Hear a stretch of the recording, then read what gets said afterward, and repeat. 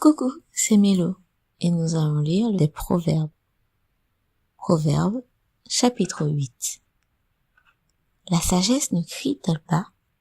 L'intelligence n'élève-t-elle pas sa voix? C'est au sommet des hauteurs, près de la route, c'est à la croisée des chemins qu'elle se place. À côté des portes, à l'entrée de la ville, à l'intérieur des portes, elle fait entendre ses cris. Homme, c'est à vous que je crie, et ma voix s'adresse au Fils de l'homme. Stupide, apprenez le discernement. Insensé, apprenez l'intelligence. Écoutez, car j'ai de grandes choses à dire, et mes lèvres s'ouvrent pour enseigner ce qui est droit. Car ma bouche proclame la vérité, et mes lèvres ont en horreur le mensonge.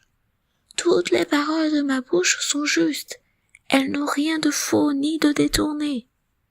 Toutes sont claires pour celui qui est intelligent, et droites pour ceux qui ont trouvé la science.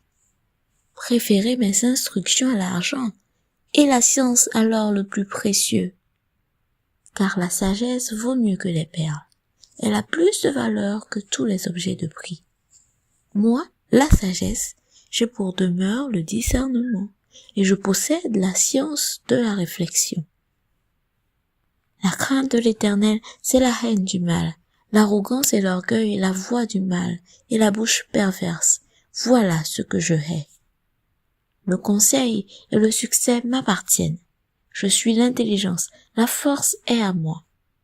Par moi les rois règnent, et les princes ordonnent ce qui est juste. Par moi gouvernent les chefs, les grands, tous les juges de la terre. J'aime ceux qui m'aiment, et ceux qui me cherchent me trouvent. Avec moi sont la richesse et la gloire, le bien durable et la justice. Mon fruit est meilleur que l'or pur, et mon produit est préférable à l'argent.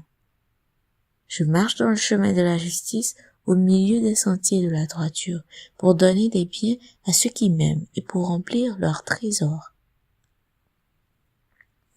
L'Éternel m'a créé la première de ses œuvres, avant ses œuvres les plus anciennes.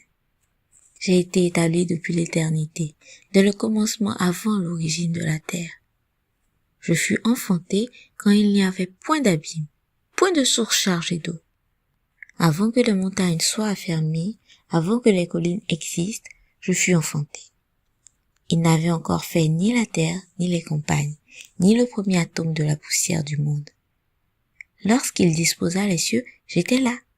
Lorsqu'il traça un cercle à la surface de l'abîme, lorsqu'il fixa les nuages en haut et que les sources de l'abîme jaillirent avec force, lorsqu'il donna une limite à la mer pour que les eaux n'en franchissent pas les bords, lorsqu'il posa les fondements de la terre, j'étais à l'œuvre auprès de lui et je faisais tous les jours ses délices, jouant sans cesse en sa présence, jouant sur le globe de sa terre et trouvant mon bonheur parmi les fils de l'homme.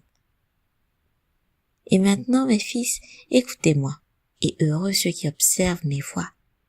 Écoutez l'instruction pour devenir sage. Ne la rejetez pas, hein. Heureux l'homme qui m'écoute, qui veille chaque jour à mes portes et qui en garde les poteaux. Car celui qui me trouve a trouvé la vie, et il obtient la faveur de l'Éternel. Mais celui qui pêche contre moi nuit à son âme. Tous ceux qui me haïssent aiment la mort,